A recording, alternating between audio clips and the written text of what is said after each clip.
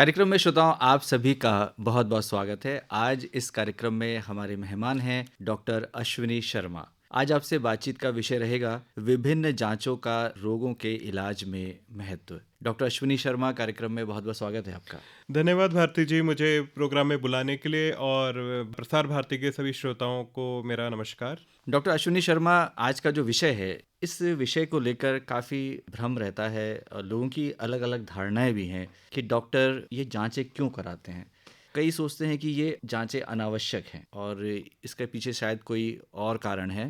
जी आप क्या भारती, कहेंगे? देखिए, डॉक्टर का जो मेन काम होता है जब पेशेंट हमारे पास आता है, तो हमारा जो मेन ऑब्जेक्टिव है, काम है, वो है डायग्नोसिस बनाना। तो हमारा दो टाइप का डायग्नोसिस होता है। एक होता है क्लिनिकल डायग्नोसिस, जो हम पेशेंट के सिम्टम्स, उससे हालचाल पूछ के उसको क्या परेशानी हो रही है उस चीज़ से बनाते हैं। और दूसरा होता है हमारा लैब डायग्नोसिस, जो कि विभिन्न जांचों से हमें पता चलता है कि हम जो सोच रहे हैं या जो बीमारी है, वो लैब के जो नियम है या उनके जो रिपोर्ट्स आई हैं, उनके आधार पर पेशेंट को वो बीमारी सच में है या नहीं है। तो एज ए डॉक्टर मैं ये कहना चाहूँगा कि ये जो जांचें होती हैं, ये हमें हमारी डायग्नोसिस बनाने के लिए बहुत महत्वपूर्ण होती हैं।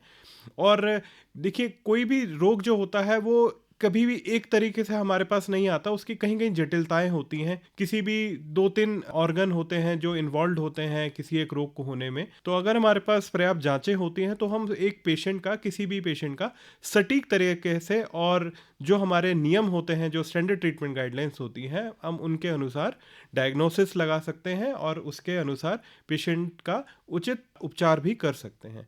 तो डायग्नोसिस और लैब टेस्ट होने से हमें इस चीज़ की एक हमें मार्गदर्शिता मिल जाती है कि हम कम से कम दवाइयों में, कम से कम चीज़ों में पेशेंट का सटीक से सटीक इलाज कर पाएँ। हमने विगत 2 वर्षों में कोरोना देखा, जिसके लिए जांच बहुत आवश्यक थी और उसके लिए RT-PCR टेस्ट जैसे पूरे देश में कंडक्ट किए गए और उसके नतीजे के आधार पर इलाज भी हुआ और ये टेस्ट काफ़ी सफल भी रहा। हम वर्तमान की बात करें तो इस समय जीवन शैली से जुड़े अधिकांश रोग बहुत ज़्यादा देखने में आ रहे हैं। इनमें ख़ास तौर से हम मधुमेह की बात कर सकते हैं, उच्च रक्तचाप की बात कर सकते हैं, किडनी से संबंधित जो बीमारियां हैं, फेफड़ों से संबंधित बीमारियां हैं, पेट से संबंधित बीमारियां हैं, ये बहुत ज़्यादा प्रचलन में है। तो आम तौर पर जब हम ब्लड एनालिसिस करते हैं तो इसके पीछे क्या उद्देश्य होता है? देखिए, अगर हम सिर्फ कंप्लीट ब्लड काउंट या सीबीसी की बात करते हैं, तो उसमें हम पैरामीटर्स, हमारे मल्टीपल पैरामीटर्स होते हैं, जो हम पहले हीमोग्लोबिन से लेके हमारा टीएलसी, डीएलसी, जिसमें हम न्यूट्रोफिल्स, यूसिनोफिल्स, लिम्फोसाइट्स वगैरह देखते हैं। तो हमारा देखने का उद्देश्य ये होता है कि पेशेंट को इन्फेक्शन है या नहीं है। जो ये टीएलसी, डीएलसी, सतही तौर पर हम कह सकते हैं कि ये हमारा जो प्रतिरोधक क्षमता है उसको ये दर्शाते हैं। तो अगर ये बढ़े या घटे होते हैं अपने नॉर्मल वैल्यू से, तो हम ये जान जाते हैं कि कहीं ना कहीं शरीर में कोई इन्फेक्शन चल रहा है। साथ में हीमोग्लोबिन अगर कमी आती है तो उसमें भी कमजोरी होती है उसकी वजह से, तो हमारे शरीर में दूसरे जो अपॉर्चुनिस्टिक इन्फेक्शन है उनके होने का खतरा बढ़ जाता है। हमें अनीमिया होता है। कौन सा अनीमिया है? आयरन डेफिशिएंसी का है या हमारा मेगालोब्लास्टिक एनीमिया, मतलब B12 डेफिशिएंसी का अनीमिया है? उससे भी हमें पता चलता है। कुछ हद तक कहीं हमारे शरीर में अगर पानी की कमी हो रही है तो वो भी हम उससे पता कर सकते हैं। और ESR होता है, मुख्य तौर पर सीबीसी में ही काउंट होता है। तो उस समय पता चल जाता है कि शरीर में कोई लंबे समय का कोई इन्फ्लेमेशन चल रहा है या नहीं चल रहा है, या लंबे समय से कोई बीमारी, क्रोनिक इलनेस तो नहीं है। उससे भी हमें एक अंदेशा मिल जाता है। तो ये बहुत ही महत्वपूर्ण जांच है डॉक्टर साहब, यदि हम जी कहें तो। अब हम बात करते हैं कि प्रत्येक व्यक्ति को अपना ब्लड ग्रुप पता होना चाहिए। तो ये जो ब्लड टाइपिंग के लिए जो टेस्ट किया जाता है, ये क्या है? जी, ये बेसिकली हमारे 4 टाइप के मुख्य ब्लड ग्रुप्स होते हैं। तो जैसे A B और O, तो हर आदमी को आज की डेट में अपना ब्लड ग्रुप पता होना चाहिए, क्योंकि जो इसका महत्व है वो इमरजेंसी कंडीशन में ज़्यादातर देखा जाता है कि इन केस अगर कोई किसी का ब्लड लॉस होता है या एक्सीडेंटल इंजरी होती है, तो हमें अगर ब्लड ग्रुप पता रहता है तो हमें उस आपातकालीन स्थिति में उस पेशेंट को ब्लड चढ़ाने में कोई हमें ज़्यादा विलम्ब नहीं होता, तो हम उसकी जान बचाने में काफ़ी कारगर रहता है। और ये जो RH फैक्टर देखा जाता है? जी, RH फैक्टर एक टाइप का एंटीजन होता है जो ब्लड कोagulability पे शो करता है, जो प्लस और माइनस होता है। तो इसमें हमारा जो ब्लड ग्रुप होता है वो डिपेंड करता है कि वेदर हम पॉजिटिव हैं या नेगेटिव हैं। तो ये जब ब्लड की कोagulability, मान लो अगर दूसरे टाइप का ब्लड अगर चढ़ता है, तो उसमें उसका स्टेटस देखने के लिए बेसिकली काम में आता है। इसका कुछ प्रेगनेंसी से भी लेना देना? जी, जी।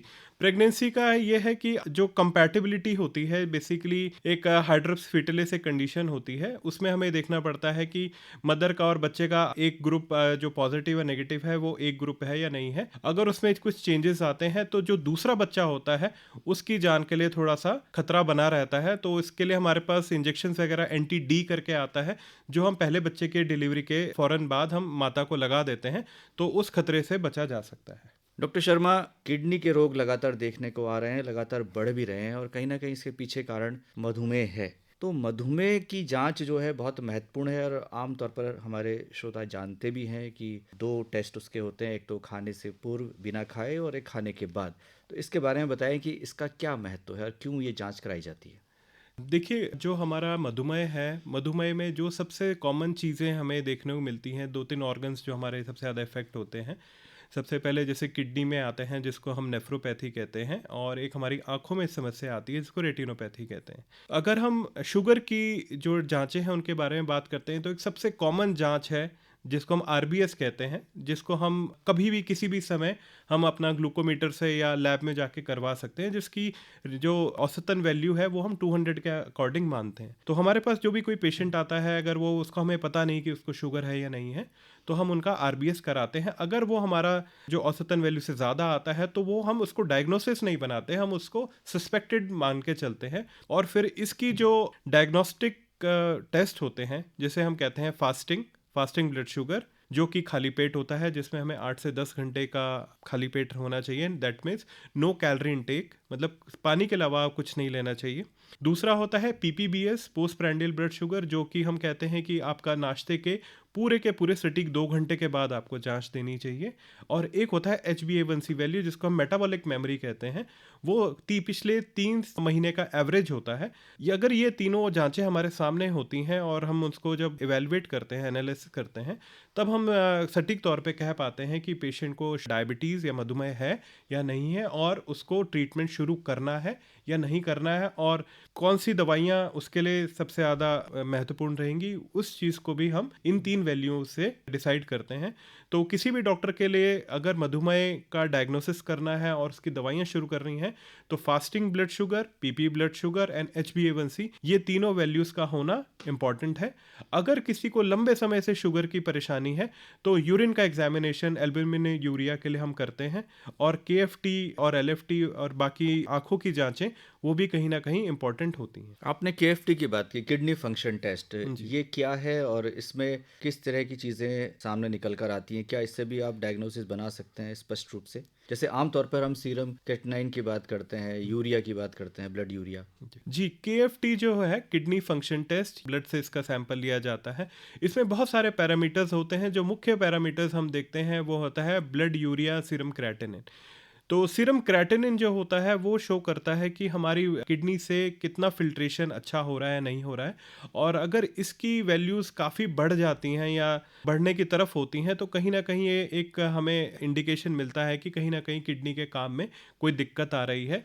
जो किडनी फंक्शन टेस्ट की अगर मैं पूरी बात करूं, तो उसमें और भी पैरामीटर्स आते हैं, जैसे सीरम इलेक्ट्रोलाइट्स बहुत ही इंपॉर्टेंट पैरामीटर होता है। जो इलेक्ट्रोलाइट्स में हम बेसिकली सोडियम और पोटेशियम को देख रहे होते हैं, जो कि हमारे हर सेलुलर स्ट्रक्चर के लिए, हमारी जो सबसे बेसिक चीज़ें हैं उनमें सोडियम पोटेशियम का काफ़ी इंपॉर्टेंट रोल रहता है।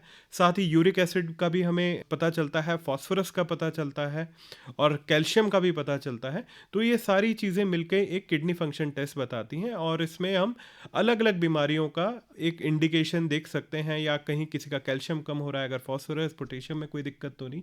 तो बहुत सारी चीज़ों का हमें पता चल जाता है। डॉक्टर शर्मा, लिवर सबसे, यदि हम बड़े ऑर्गन्स की बात करते हैं तो शरीर में दूसरे नंबर पर आता है और बहुत महत्वपूर्ण भूमिका है लिवर की। लिवर से संबंधित रोग भी लगातार हो रहे हैं। हेपेटाइटिस A, B, C के बारे में हम जानते हैं, हम जॉन्डिस के बारे में जानते हैं, और भी लिवर सिरोसिस, कई तरह की बीमारियां हैं जिनसे लोग ग्रसित हैं। तो लिवर फंक्शन टेस्ट क्यों एक डॉक्टर कराता है और क्या चीज़ें उसमें देखी जाती हैं? देखिए, जैसे आपने बिल्कुल सही कहा कि बहुत ही महत्वपूर्ण ऑर्गन है लिवर, क्योंकि लिवर से ही हमारा खान पान से लेके हमारा ग्लूकोज का बनना, ग्लूकोज का टूटना, मेरा कहने का मतलब है कहीं ना कहीं डायबिटीज से भी लिवर का रिलेशन होता है। तो लिवर, जैसे हम जानते हैं कि बहुत सारी चीज़ें एक साथ करता है, कोई भी ड्रग उसमें जाती है, उसको उसको ब्रेक डाउन करना, बॉडी से बाहर निकालना, ये सब लिवर का ही काम होता है। जब हमें कोई डायग्नोसिस लगानी होती है, जैसे अगर किसी को पीलिया हो रहा है या किसी को आजकल बहुत कॉमन है, हम फैटी लिवर इश्यूज, हम फैटी लिवर डिजीज के लिए बात करते हैं, तो अगर हमें लगता है कोई पाचन संबंधी दिक्कत हो रही है, पीलिया बढ़ रहा है या कुछ कोagulation रिलेटेड इश्यूज भी अगर आ रहे हैं, मतलब खून का अगर नहीं जम रहा है ढंग से, या फैटी लिवर कोई इश्यूज आ रहे हैं, तो हमें लिवर की जांच कराना अनिवार्य होता है, जिसमें हम मुख्य तौर पे बिलिरुबिन की तरफ देख रहे होते हैं। कुछ लिवर के एंजाइम्स होते हैं, SGPT, OT हम कहते हैं, अल्कलाइन फॉस्फेटेज होते हैं। तो ये मेनली मुख्य इन तरह को हम देखना चाहते हैं कि कहीं कोई ऐसा डैमेज तो नहीं है लिवर पे जिससे कि उसका दुष्प्रभाव बाकी ऑर्गन्स पे पड़ रहा हो। डॉक्टर शर्मा, आजकल अल्ट्रासाउंड कराना जो है ये बहुत ही सामान्य सी बात है। खास तौर से गैस्ट्रो इंटेस्टाइन की बात करें तो इसके लिए अल्ट्रासाउंड बहुत ज़रूरी हो गया है। अल्ट्रासाउंड की अगर हम बात करें तो उसमें बेसिकली सबसे नॉन इन्वेजिव टेस्ट कहते हैं, जिसमें कोई ज़्यादा खतरे की बात नहीं होती। अगर हम एडवांस टेस्ट में जाएं, जैसे एक्सरे करें, CT करें, MRI करें, तो कहीं ना कहीं इसमें रेडिएशन का खतरा होता है। बट अल्ट्रासाउंड एक ऐसा टेस्ट है जिसमें खतरा बिल्कुल ना के बराबर है। हमारा चॉइस अगर हमें कुछ चाहिए होता है, जैसे बच्चों में या प्रेग्नेंट फीमेल में, तो अल्ट्रासाउंड हमारा फर्स्ट इन्वेस्टिगेशन ऑफ चॉइस रहता है। इसमें बेसिकली हाई फ्रीक्वेंसी अल्ट्रासोनिक आवाज़ जाती है, जिसकी वजह से जब वो शरीर के अंदर जाती है और टकरा के वापस आती है तो उसकी एक इमेजरी बनती है, और वो इमेजरी को हम अपने स्क्रीन पे देख के हम बता सकते हैं कि बॉडी के अंदर या हॉलो कैविटीज़ में क्या चल रहा है। तो अल्ट्रासाउंड हम मेनली एब्डोमेन में कराते हैं, हॉलो ऑर्गन्स में कराते हैं, जिसमें हम अपना थायराइड ग्रंथि भी देख सकते हैं, हम मेमोरी ग्लैंड्स मतलब स्तन का भी करा सकते हैं, हम liver, spleen, kidney, uterus, urinary bladder, सब चीज़ का अल्ट्रासाउंड से हमें सतही तौर पर, यहाँ तक कि प्रोस्टेट का भी हमें पता चल जाता है। कभी कभी हम अगर नसें भी अपनी देखना चाहें, जैसे आर्टरीज और वेन्स हैं, तो हम उसमें डॉपलर कराया जाता है, वो भी एक टाइप का अल्ट्रासाउंड ही होता है। बेसिकली एमनियोसेंटेसिस एक प्रोसीजर होता है, जैसे जेनेटिक डिफेक्ट अगर हमें बच्चे में देखना पड़ता है। एमनियोटिक सैक एक थैला होता है जिसमें जब बच्चा भ्रूण में होता है तो उस एमनियोटिक सैक के अंदर उसकी उपस्थिति होती है। तो अगर हमें बच्चे का कोई जेनेटिक डिफेक्ट चेक करना होता है तो हम एक निडल के थ्रू हम उसका जो एमनियोटिक फ्लूइड है, जो कि अल्ट्रासाउंड से गाइडेड होता है, अल्ट्रासाउंड भी लगाया होता है उसमें साथ, उससे हमें गाइडेड होके हम उसका एक छोटा सा सैंपल ले लेते हैं और जिसको हम जेनेटिक टाइपिंग के लिए लैब में भेज सकते हैं कि बच्चे में कोई कंजेनाइटल एनोमली या फिर जन्मजात जो कुछ विकर्ण होते हैं उसके बारे में, हमें क्रोमोसोमल कोई विक्षिप्ति तो नहीं हो रही है, उसके बारे में पता चल जाता है। ये एक अपराध भी यदि केवल हम लिंग जांच के लिए इस टेस्ट को कराते हैं? जी जी, डेफिनेटली वो PCPNDT एक्ट जो है वो एक अपराध की श्रेणी में आता है अगर हम अल्ट्रासाउंड का यूज़ लिंग जांच के लिए, भ्रूण की लिंग जांच के लिए कर जाते हैं, और ये नॉन बेलेबल ऑफेंस होता है और काफ़ी सख्त कानूनी कार्रवाई होती है अगर कोई अल्ट्रासाउंड का इस्तेमाल भ्रूण के लिंग जांच के लिए करता है। जी डॉक्टर साहब, आपने किडनी की बात की थी और किडनी में आम तौर पर स्टोन्स हो जाते हैं और ऐसे ही स्टोन्स गॉल ब्लैडर में भी होते हैं, तो क्या अल्ट्रासाउंड इसके लिए काफ़ी है जांचने के लिए? सतही तौर पर जांचने के लिए काफ़ी है, हमें पता चल जाता है कि पथरी है या नहीं है। पर अगर हमें पथरी की लोकेशन, जैसे अगर हमें ऑपरेशन करना है तो हमें और भी कहीं जांचों की ज़रूरत होती है कि पथरी की सही लोकेशन और सही साइज़ जानने के लिए, तो उसके लिए हमें और भी स्पेसिफिक जांचें करानी पड़ती हैं। अब महिलाओं की बात करें, ख़ास तौर से कैंसर लगातार बढ़ रहे हैं, एक टेस्ट होता है पेप स्मीयर टेस्ट, ये क्या है डॉक्टर साहब? पेप स्मीयर टेस्ट सर्वाइकल कैंसर, जो कि महिलाओं में सर्विक्स के जो नेक होती है वहाँ से एक सर्विक्स का टुकड़ा लिया जाता है चेक करने के लिए कि महिलाओं में जो रिप्रोडक्टिव एज ग्रुप की हैं उनमें कहीं कोई सर्वाइकल कैंसर की दिक्कत हो तो नहीं रही। अगर होती है तो ये बहुत ही सामान्य सा टेस्ट है, उसमें किसी भी जो रोग विशेषज्ञ डॉक्टर होती हैं उनके वहाँ जाके वो उस जांच का एक छोटा सा टुकड़ा ले लिया जाता है और उसको लैब में परीक्षण कर लिया जाता है कि कहीं उसमें कोई कैंसरस प्रोग्रेशन तो नहीं है।